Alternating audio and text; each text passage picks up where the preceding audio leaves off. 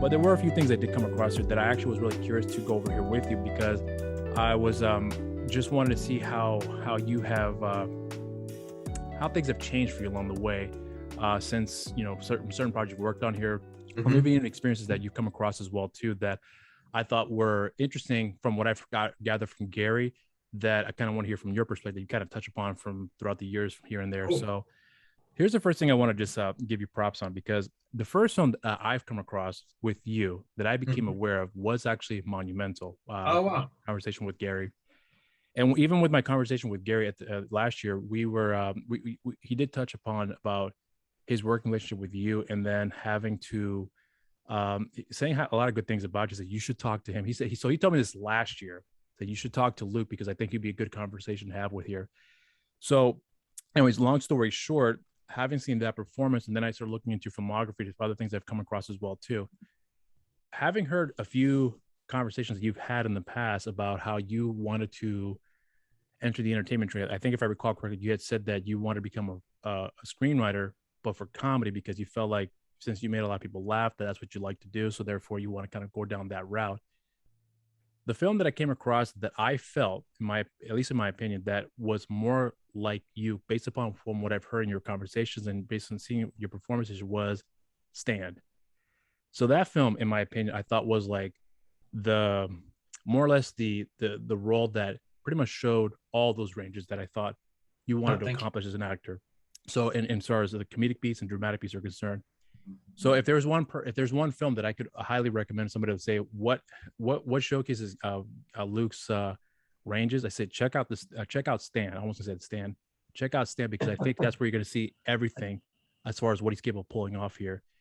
In the film is pretty much shot in one location, but it is pretty captivating for a number of different reasons. But primarily, I think if anyone wants to look out for what you are able to pull off here, that would be the film that I would recommend people to check out to see what you're truly capable of pulling off here. Of course, I know you've done more with Monumental, among other things as well too, that shows different sides of your acting capabilities. But that was a film that I actually looked at first after Monumental, that I realized, okay, this is where I think Luke is at his showcasing his strength in one single film, if that makes any sense. So what I wanted to get your opinion on now is that since that film had come out, I was actually kind of surprised there's not a lot of people who have talked about that movie, considering your performances here, because so since you've done that film and since you've had time to reflect on it now, I'm wondering how you feel about how things have gotten better for you in terms of your performances, because I think for me that film is for me, in my opinion, it sticks as one of your best performances that I've come across here so far. Since I've come across your films here. So I'm hoping you can kind of give me some more insight about how you feel about things since the film's release.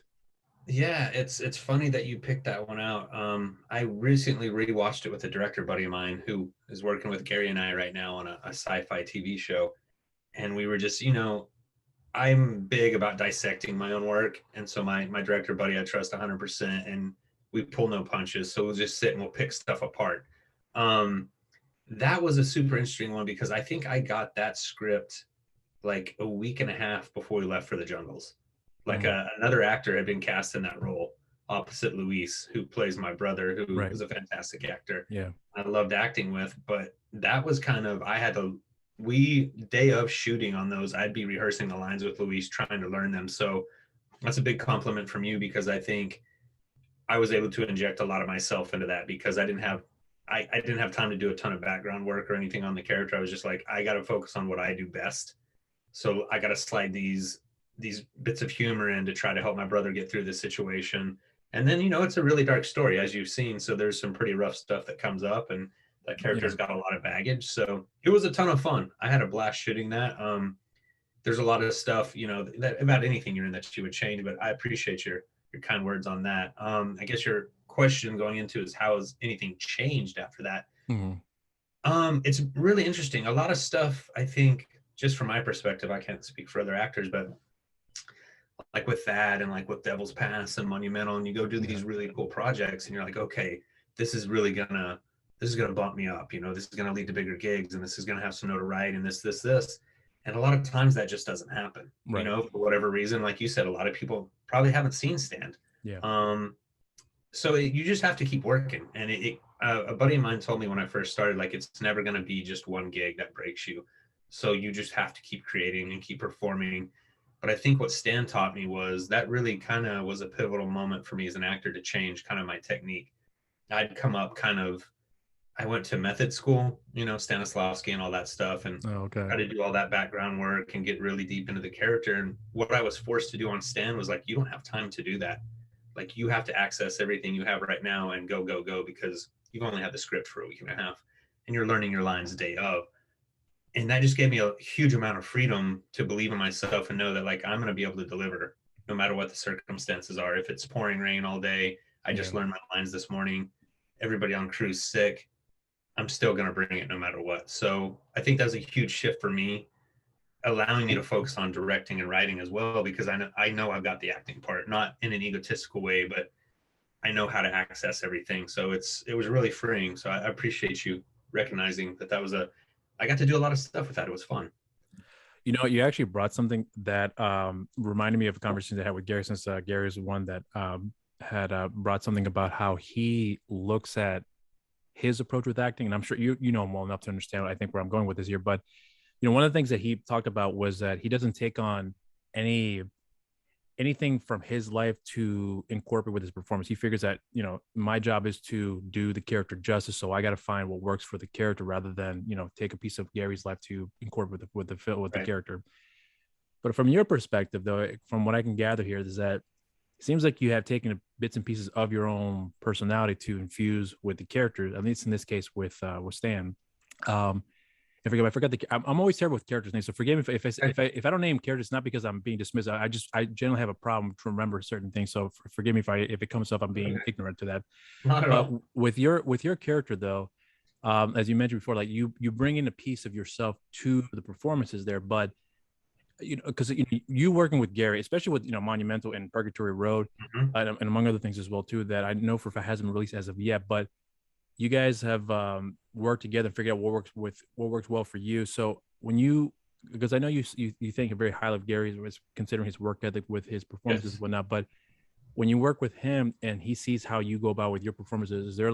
I'm not saying there's any conflict between you two in that respect, Mm-hmm. but I'm wondering if like if if he has any sort of say in as far as, hey, listen, I know you're taking a piece of your personality for this role, but why don't you try this instead? Because I don't think it's necessary for you to have to take out of a lot of yourself to give them that performance, because it may exhaust you having to do that, where you can just simply find something else that could help um, do the character justice rather than taking a piece of yourself into that performance. If that makes any sense there. That makes a ton of sense, and I think that's sometimes you tread on dangerous ground with Yeah. actor trying to coach each other or direct each other. And I think with Gary and I both trust each other so much as actors. We're not worried about each other's process. We know we're going to do what's right for us, and everyone approaches it so differently. Like, some Right. people are super method, like a Daniel Day-Lewis or somebody, and some people are like, no, it's just acting. I turn it on, I turn it off, and that's what it is. I think more of what I meant when I bring stuff into that role for Alexander Marcus III, I think is his name, on Yeah. Stan. Yeah. Yeah. Um, it was more of injecting kind of an empathy and a humor towards my brother. You know what I mean? Because I know what it's like to have a brother. I know what it's like to be in a dangerous situation. So I agree with Gary as to, I don't want to go mine deep, dark stuff out of my life, because I think that's unhealthy, because then you're putting yourself back in the state of thinking about all this bad stuff in your life. I think we're veering towards comedy with me. What makes me happier is accessing the skills that I've honed as a comedian throughout my life, and just the empathy for people. That's really fun for me. But with me and Gary, if he has to go to a really dark place, to play Father Vincent, I'm there for him. We always try to pull each other out, like, hey, this might be a little much. Are you okay? It's more of checking in with your buddy and being like, are you okay? It's Okay. never really with a talented actor. For me, I don't ever want to impede what they're doing. And even with Stan, um, Luis, who's acting opposite me, he has a very different process than I do. And it was tough on him because I was having to rehearse with him days up to try to learn my dialogue. And he's like, if we can, kind of keep this to a minimum, it kind of affects my process, because he had his stuff that he was working on. So I always try to be cognizant of, I don't want to impede anybody else, but very rarely will I come to another actor and say, like, well, have you thought about this? As a director, that's a totally different story, which Right. I'm very more into. But actor to actor, Gary and I just check on each other. just to see if we're okay. So here's what I want to point out to you about both you and Gary, because the thing that I think because I plan on doing an actual review, because I actually was anticipating to talk about your guys' film Monumental for quite some time, but just never got around to it. But since I've already talked to Gary in anticipation for that film for me to review, it slipped my mind completely, to be completely frank. But with you and talking with you about this with this film here too, I anticipate doing a review for that movie and then announcing, hey, we're talking to Luke Albright, check this out, so on and so forth. Anyway, so but here's the thing about the movie Monumental that I kind of want to touch upon as well too, which is that again, I understand the whole process of making that film, because Gary did share some insight, not a whole lot, but just enough to kind of get an idea of what it was like for you guys to make the movie. And then his schedule, where once he was done with that film, which was a long, arduous process, then moving into Daylight Sand, which was another long, arduous process in itself. But for you, I never actually got your perspective on that, because I was trying to hear some insight about what you guys had gone through from your perspective. But it's kind of more or less, I figured this with whatever Gary had gone through, you had gone through as well too, obviously, because you guys were working on the film together. Yep. But working on Stand and then working on Monumental, having everything said and done and turning out for the film to turn out the way that it does, you sound like to me from what you said earlier that you do go back and dissect certain performances with films. So do you go back to watch that film? And because I understand Gary says that he was like, there's some technical aspect that could have been done better for obvious reasons, but for yourself though, I'm not sure what your perspective on it now is, how you feel the film turned out, or even if the film turned out the way that it did, do you have a way of looking at it where you think, it could have been better, but I'm proud of what we've done. But if I could go back and change certain things, I would change X, Y, and Z. Or better yet, the film is what it is. I'm happy with the way it turned out, and I've already moved on from that. Yeah, no, and there's probably a little yes to all those questions. And I think, and I told Gary this just on a random Facebook post the other day. I was like, that was our film school. I mean, that was us, him bringing the idea to me, the original feature script, and me rewriting it with him, and then us producing and finding a director who found the money, and then finding a crew, and then finding the RV that we drove across country, and just this crazy journey. And we'd never produced a feature film before, especially one that we'd written ourselves. I had written features before, but this is the first one that we pushed all the way through production, all the way through post, to get it up to where people can see it. So my God, what a learning experience. And I'm really proud of that movie, just given all the hurdles that we had to overcome, that we got it out to the public. Is just, anytime, I talked to somebody about this the other day, anytime a movie gets out to the public is a minor miracle. Like, there's so many things that can go wrong along the process, from funding to the writing to the editing to not being able to get anybody to see it. So to answer part of your question, yes, part of me is just super happy that it's out there and that we did it, and we learned a ton along the way that we've continued to build on. But of course, I'll watch it and I'll see stuff. I'm like, oh, that should be different.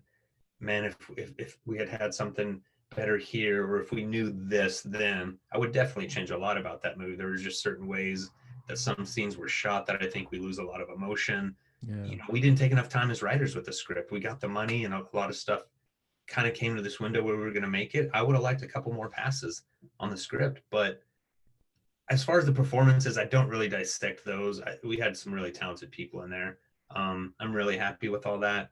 And the stuff that you're like, I wish, but I learned from all that. So those are the mistakes that you make on that, and then you don't make them on the next one. So it's a mixed bag, wanting to change stuff for sure.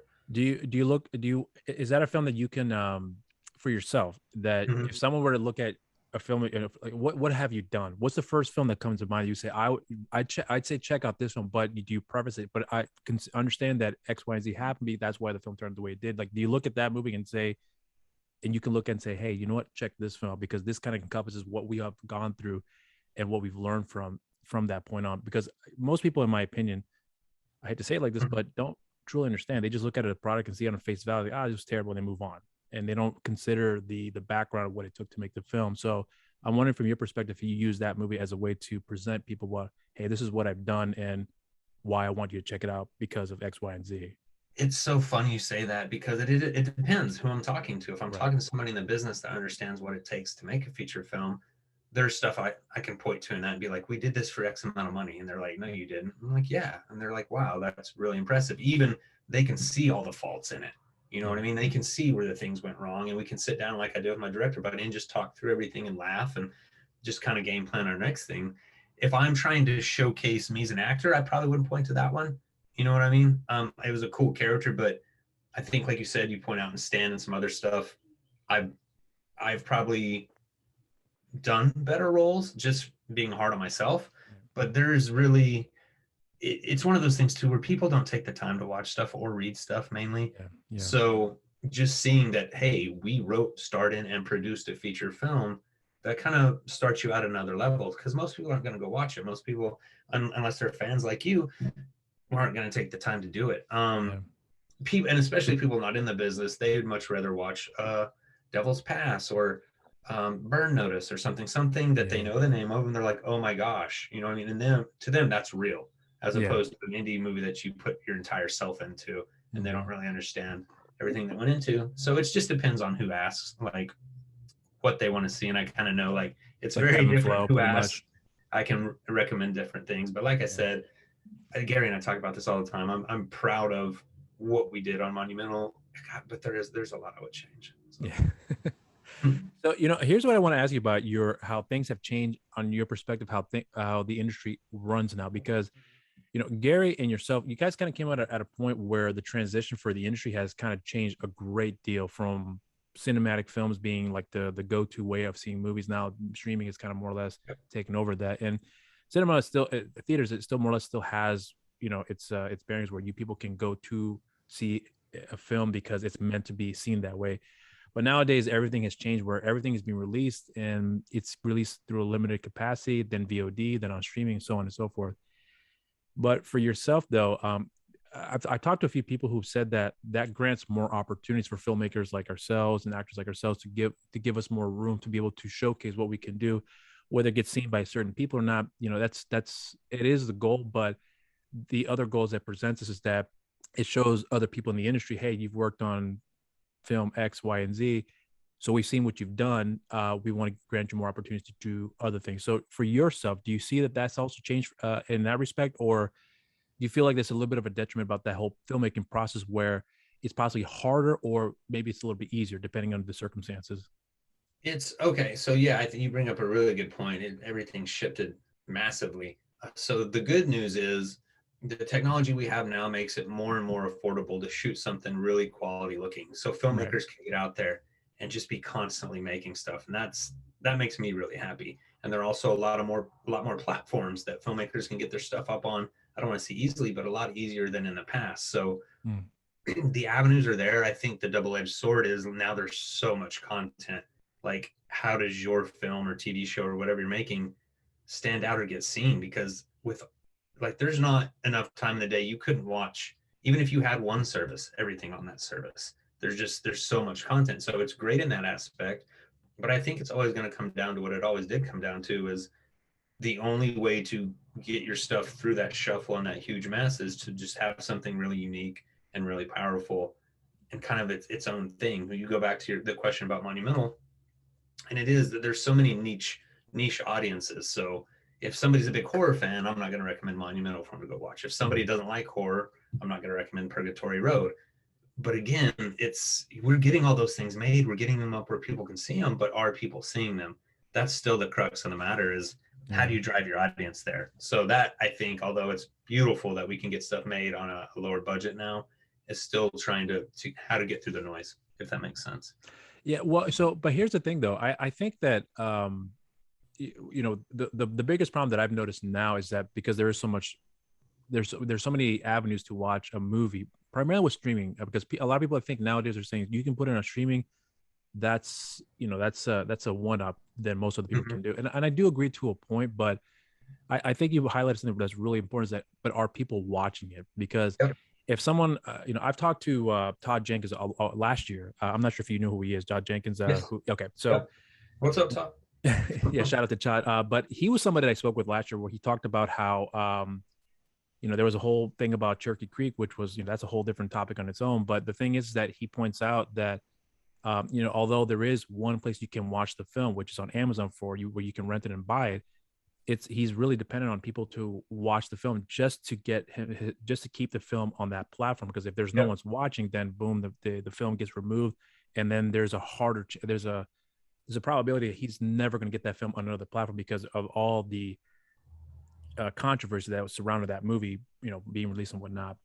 But that was one thing that I remember specifically about his conversation that I had with him, where he was pointing out that you have to see the movie. But then you hear things about Netflix where if you watch the film for the first 2 minutes, that counts as a view. So then now, we're I'm sure they kind of skewed the numbers a little bit, but they certainly add those numbers to showcase that 100 million people saw the film opening night. But they only saw 3-4 minutes of it, and that was good enough. That counts as a view. Back in the day, it wasn't like that. You had to sit through the entire 30 minutes to watch a show that premiered on Thursday night for it to count as a full-on view. Mm-hmm. And now things have changed a great deal. For you now, do you think if you count on that being as a way to help propel the opportunities for you to get a film on those platforms, whether it be in theaters or whatever the case may be, if that counts, do you think that's a good thing, or kind of serves as a detriment where if they watch the first 2 minutes, does that mean they even like it? Because they've only seen 2 minutes of it, they're not watching the remaining 90 minutes of the movie there. So I'm curious to hear your perspective on that. Yeah, and I'm not sure I knew that specific. Like, I didn't know that it was just a 2 minute thing, because that makes a lot of sense to me now that you said that, because I'll see like the top 10 in the US on my Netflix when I pull it up. And I'll watch some of those. I'm like, there's no way in the world, no offense to anyone that made this, that this is top 10 on Netflix. But I think it's all part of the marketing machine, right? Like, do these people do a really good job marketing it and getting it up there and getting those first few minutes in? And that's what pushes them up there. I mean, kudos to anybody who does it, because like I said, it's so hard to get a really quality project made. I mean, we can fight against the machine, we can rage against the machine, or we can figure out the way to use it to benefit us, right? So I think, again, it comes back to quality. Like, I've gotten a lot smarter, business savvy. I wanted, when I first came out here as an actor, I was just like, I'm just going to act. I'm going to be a great actor, and everything else will take care of itself. And unfortunately, a lot of times, if you're not Brad Pitt, that's not how it works. It's an uphill battle for a lot of people. Yeah. And especially as a filmmaker, a writer, a director, anything trying to get a full film made, you have to dig deep into the business side. And, that's something, again, we learned with Monumental. Again, our film school was, we were so stoked to get that complete and just have a full film and like an engaging journey for people to go on. But then people weren't seeing it. And so then, you're dealing with your investor who's like, guys, I believed in you, and how are we going to get this money back? And like, it's been what, 9 years since we filmed that. And so we're still trying to get our investor paid back. And that's the thing too, is you got to kill it creatively, but you also got to have a good business plan. And so now that's another thing we learned with Monumental is, okay, well, if those are the parameters, I don't want someone to watch it for 2 minutes. That doesn't tell me that I made a good film. And because at the end of the day, that's, I think, what it's about for me and what it's about for Gary is making quality content that we believe in, that, I don't want to sound weird, but that can stand the test of time, that'll be there forever to people to get something out of. And whatever my problems are with Monumental, I've gotten like heartfelt letters from people, who said that my character reminded them of, excuse me, like their son who's in the military committed suicide, and just really kind of just deep stuff, right? Blows me away. And so I'm like, wow, that for me made it completely worth it. But I don't want to make something that people turn off after 2 minutes. So I don't like that. But again, that's the way it is. So let's figure out a way that people will just keep watching it. And then like that won't even affect our stuff, because people want to watch it the whole way through. One thing I found about your filmography is that, and it's not just you, but it's a lot of people who I've been able to speak with here, where, you kind of touched upon it before, where I've worked on, because I know you've worked on Burn Notice on a handful of times, and you talked about Devil's Pass. And the reason I'm pointing out them is because they Burn Notice was on USA. You worked with Bruce Campbell. You had a few scenes with him. And people will look at it like, oh my God, Bruce Campbell, evil. They have that reaction. But even with that reaction, the thing is that people can respect that, but then they forget, and they move on to the next beat. Of course they do. So this leads me to the other thing too, because so I'm bringing up Devil's Pass here because you've worked with Rennie Holland on more than one occasion. Who, for anyone who doesn't know who he is, Die Hard 2, 9mm Street 4, Cliffhanger, just to name a few. So you've got to work with him. So I was curious about, because you were able to work with him three times. Devil's Pass, 12 Rounds, which I was trying to find you in the movie there, and I think I found Director's you. cut. If you're not watching the director's cut, you won't. I did You'll not. see I me on the was trolley, but I don't have a line except in the director's cut. right. So I did see Yeah, you in the film, and I was like, because I didn't recognize, I had to watch it back again, and I was like, oh, you shaved your baby beard, face. and yeah. So Yeah. well, anyway, so I've never seen the director's cut, but I will eventually. But Okay. so what the point I'm getting at is that you've worked with him before. I don't know what your relationship is like with him, but I would imagine that the fact that you've been able to come back to work with him on Great. more than one occasion, there's got to be some good working relationship that you have with him. For sure. So this leads me to my question with you, because he's an interesting one as well, where he's had he started off small, got Yeah. big, and then ups and downs, but he's been able to maintain a pretty steady career, which I think a lot of people who will look at the name Rennie Holland say, "Oh, the guy that directed," and I understand, the backlash with certain people. They'll look at a film and they dismiss it, and they kind of Gotcha. incumbent the entire career off of one Yep. thing, and that's not. I don't think it's fair. But what the point I'm getting is that you've been able, I would imagine, talk with him. Have you gotten an idea about working with him, watching him work, and working and having the films that he's been released, that he's been able to release, and seeing how he's been able to be able to maintain a career where you look at it and say, you know what, if this guy's able to pull this off, there's definitely a chance for me to be able to do the same thing. Whether or not I'm going to be, you know, Brad Pitt or Daniel Day-Lewis, but I'm going to have a steady career, which I'm going to do what I love and be able to go to locations to shoot films and work with actors that I want to work with and have the time to do that. Yeah, because I've asked Gary before about are you doing it for the fame and glory, or are you doing it for purely for the passion? He's obviously doing it for the passion of the art, Yep. but for you yourself, I got the feeling that's more or less the same thing. But having worked with Rennie, several other actors as well too, and seeing how they conduct themselves during those years, and having to work with them up to that point, anything you learn from them about how you feel like you could probably incorporate some of those lessons that you've gathered from them? Yeah, no, that's a really good question. Actually, I don't think anybody's ever asked that. And I loved working with Rennie. Like, obviously, that was a really good relationship. You know, anytime you're working with somebody 4 or 5 times, and there was other stuff behind the scenes that we were doing together, trying to get films made together. And he originally brought me on board as a writer. He optioned my first screenplay, so which was really crazy because he's an action director, but his Yeah.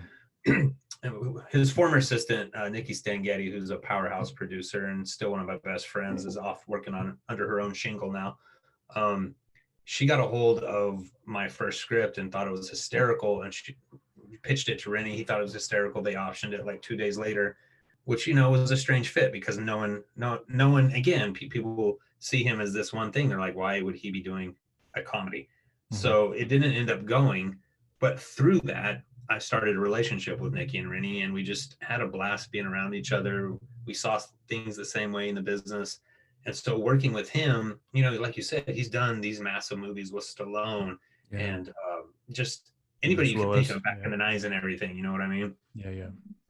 So being on those sets, being on 12 Rounds and meeting John Cena and getting to work a little bit with them, excuse me, and then with Bruce Campbell on Burn Notice, and then one of my favorite ones was Val in 5 Days of War, Val Kilmer. Yeah.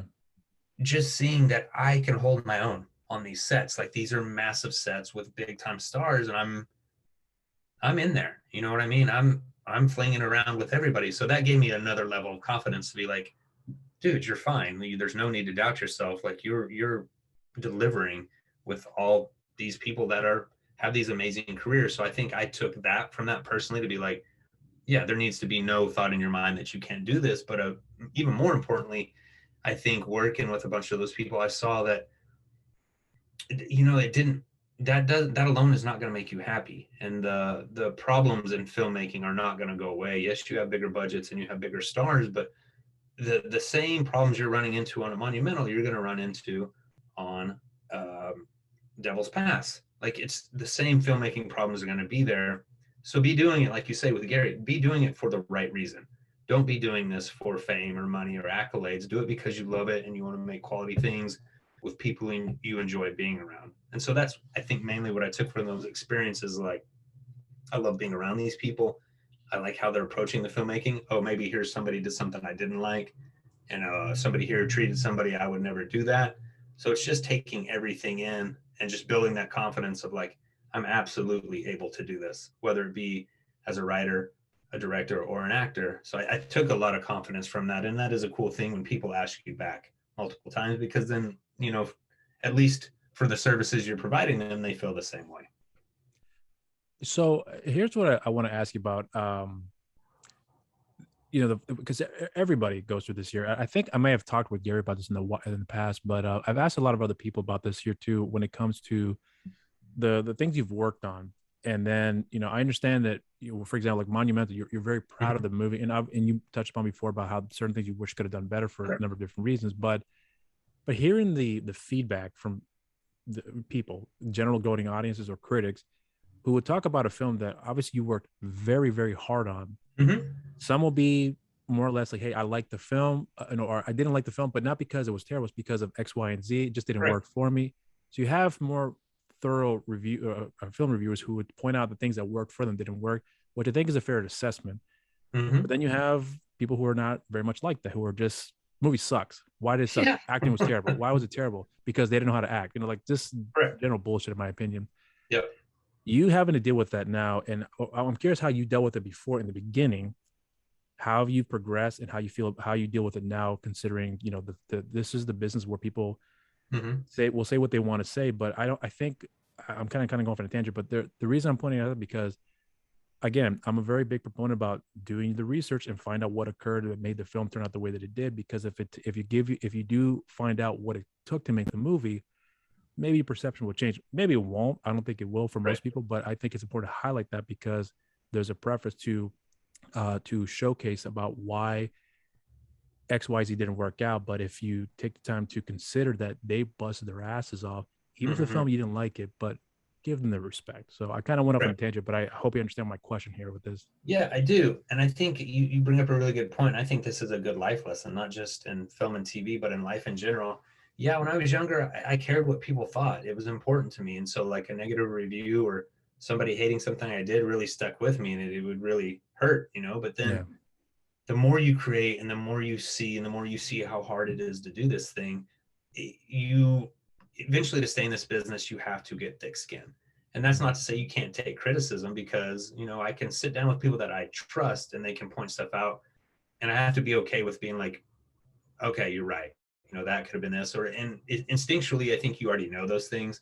So if people are pointing things out in a movie that didn't work, and they're things that I already knew, that's fine. Of course, there are always going to be the jag holes that are like, if that person or that guy's an idiot or his face is stupid. And it's like, okay, I mean, fair enough. Like, no, not everyone's going to like you. Not everyone's going to like what you bring to the table. I think I've gotten to a level in my life where I know the people around me, the people I love, how they feel about me, and I know who I am as a person. So when I put something out into the world, I don't get hurt as much if somebody doesn't like it, because I'm doing the best I can, and I know that. And I'm not big on social media, so I'm sorry it took me so long to get to you. Sorry.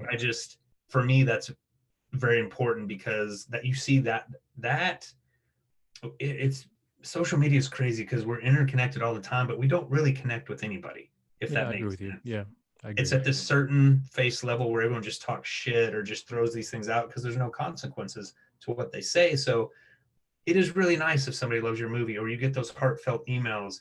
That's fantastic. But I try to stay away from even reading the comments on like Amazon or IMDb or anywhere, just being like, okay, I know what was wrong with that movie in my mind, so I'm just going to keep getting better. If people don't like it, my God, they don't like it. There are people that probably talk shit about Blade Runner or Braveheart.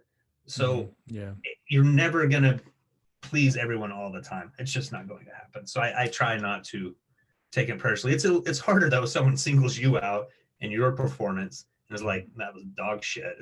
That sucks, but it is what it is. What for you though? What's actually one of the more prouder moments as far as your career? And I'm not necessarily talking about. I mean, you can if you want to use this as an answer, but like where you felt like you've gotten better. And again, not necessarily because I'm not trying to pinpoint in one area in your career, but just in general. I guess if you want to kind of filter out what may work for you, what would have turned out that way for you, but where you feel like when you first started, how you looked at the industry, how you looked at yourself as a person, as an actor, and then how you progressed along the way, where you started to realize, you know what, I've gotten better at X, Y, and Z. Therefore, I'm proud of what I've been able to accomplish here so far. And again, it's kind of a general question because I don't think it's really one thing that I think you can point out Right. as being the one overall answer. But I would imagine for yourself that there's got to be a number of different things, but there's probably got to be one that probably comes to top out of everything you may have done, or maybe one or two, three things that may be the case here for you. But I'm curious to hear what your perspective on that is. Yeah, I mean, for me, it's a pretty clear cut number one, and that is taking my feelings out of it. A lot of times in this Interesting. business, especially the business side of it, and you're trying to do things with friends or people you've had relationships with 20 years, and they're not coming at it from an upfront way, or they're trying to constantly moving the goalposts on you, or operating in a way that you don't think is ethical. And I used to take that so personally, like a personal attack on me, like why doesn't this person have the good feelings I have for them? Why they would never I would never treat someone like this in a business negotiation. Why are they doing this to me? So I'd get really angry and be like, this is not cool. And become combative about it and like stick to the contract we had. This is what we agreed to. And you're trying to change everything. The biggest thing for me was realizing most of the time, and again, this is another life thing, 95% of the time it has nothing to do with me. It's not a personal attack on me. That's just who that person is. And a lot of times a business is just business. People are going to try to get the best deal they can. It can be a very calm thing. And then you counter offer with like, no, this is what I need. And it's really funny. I won't name the specific film, but in one of my films that is coming out very soon, the business negotiations were with somebody I thought was a friend. But through the process, I just realized this person doesn't either really know what a friend is or just approaches business, can separate their business life and their personal life and act completely differently in both. And Yeah, I I've see what never you're been saying. that Yeah, way. yeah. But I got to the point where I was just okay. I was like, oh, that's just who this person is. Okay, well, no, that's what you want. We need this. And if you can't get here, no harm. Like we'll go somewhere else. You go somewhere else. I wish you the best. And it really does take that level. And I think you find this with actors too, because I've been on the casting side as well.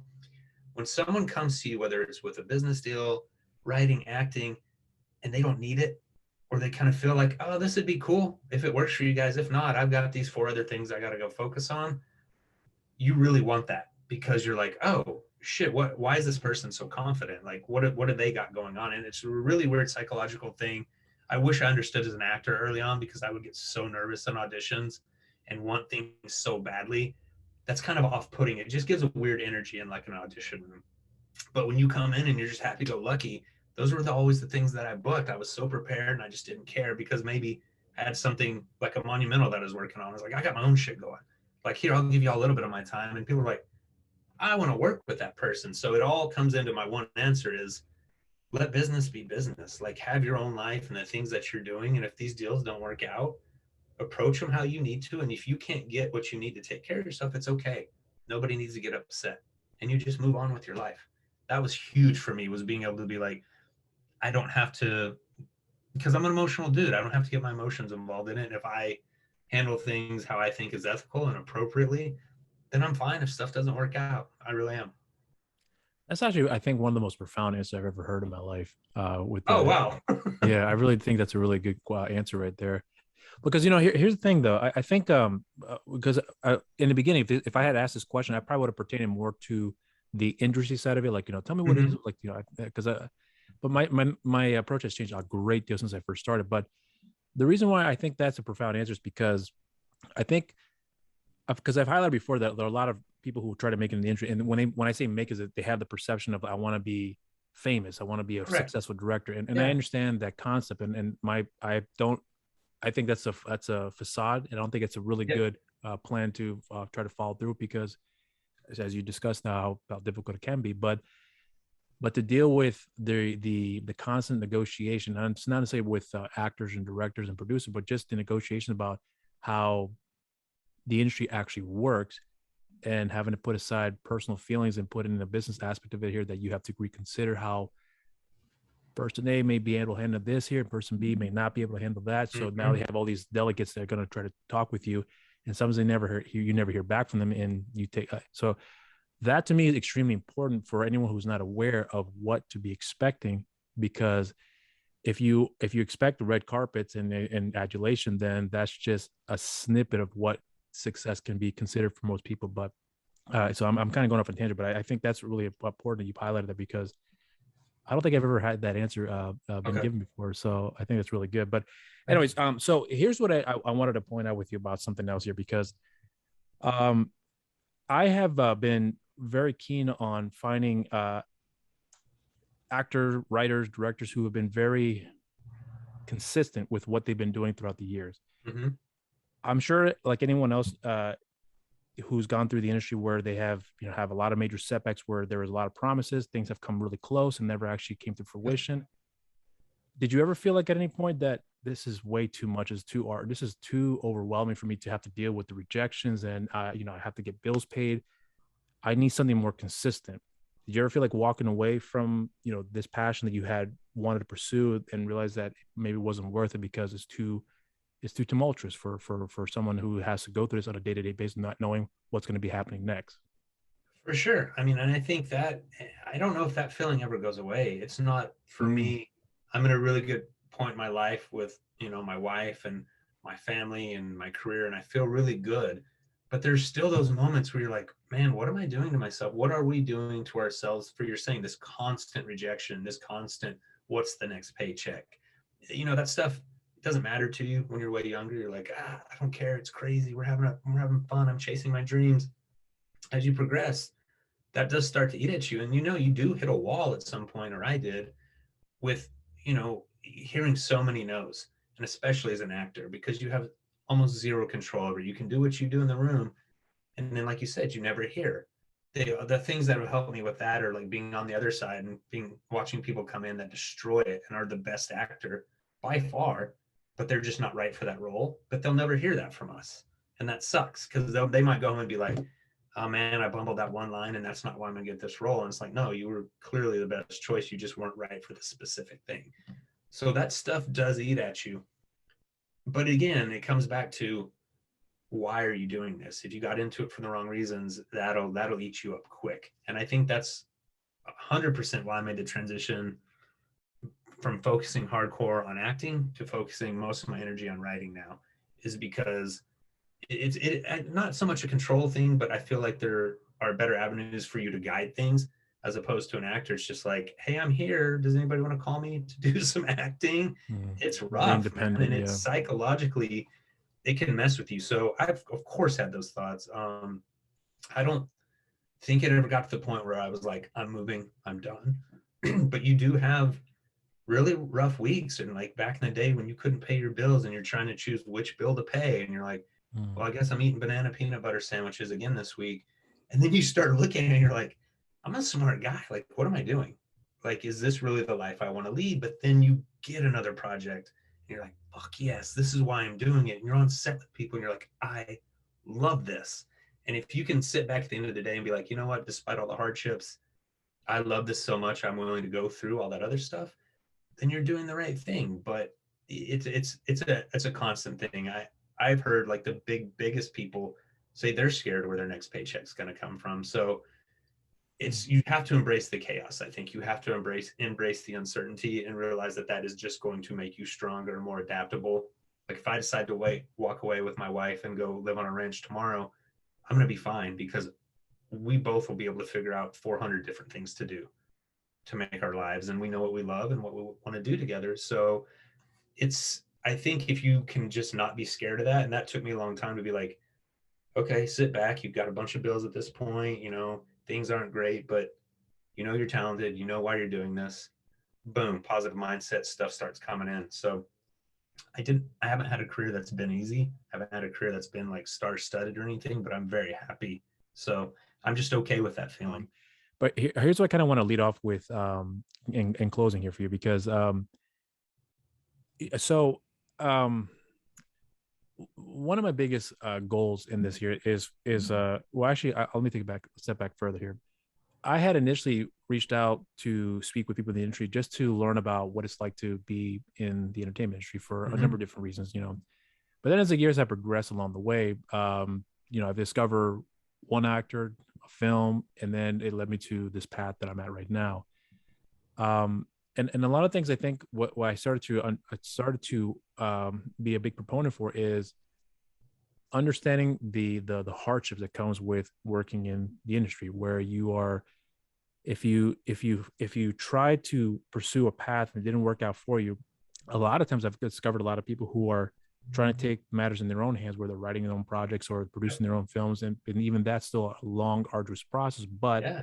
they have more or less control about more, for their destiny, if you will. And I think in a lot of ways, I think a lot of people tend to overlook that.